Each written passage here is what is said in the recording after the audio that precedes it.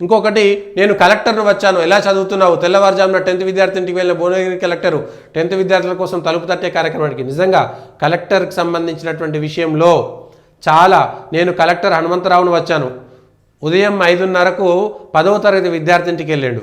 వెళ్ళి మీరు కంకనాలగూడెం, నారాయణపురం మండలం కంకనాలగూడెం గ్రామ పంచాయతీలోని దేశ్యా తండాలో 10th విద్యార్థి దేవరకొండ భరత్ చంద్రాచారి ఇంటికి తెల్లవారుజామున 5:30 గంటలకు వెళ్ళి నేను జిల్లా కలెక్టర్ హనుమంతరావును వచ్చినట్టు విద్యార్థి కుటుంబాన్ని పలకరించారు.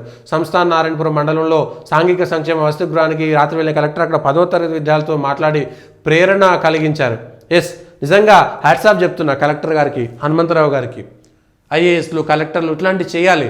ఎందుకంటే ఆ 10వ తరగతి విద్యార్థి గుర్తుంచుకుంటాడు భారతదేశ భవిష్యత్తు వీళ్ళంతా.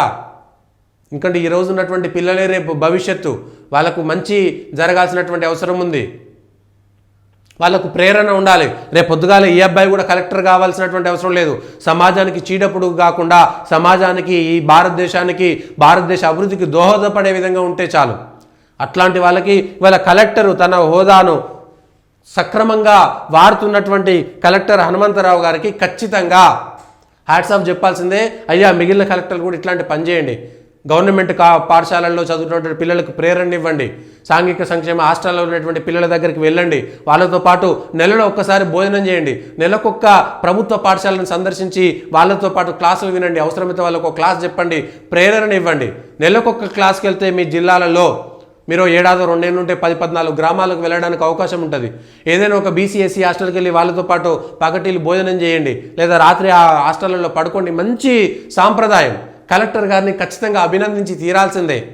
కలెక్టర్లు అంటే ఏసీ రూమ్లలో, ఏసీ కార్లలో తిరిగేటోళ్ళు కాదు. ప్రేరణనిచ్చి ఇగో అందరి దగ్గరికి వెళ్ళండి.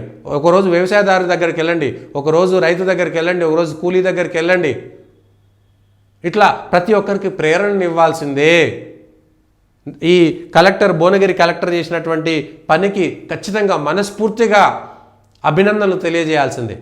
చాలా మంచి పని చేశారు. హనుమంతరావు గారి బాటలో మిగిలినటువంటి అధికారులు, కలెక్టర్లే పోవాలని ఏం లేదు. ఐఏఎస్లు వివిధ హోదాలు ఉంటారు, ఐపీఎస్లు ఉంటారు, మిగిలినటువంటి ర్యాంకులలో ఉండేటోళ్ళు కూడా ఉంటారు.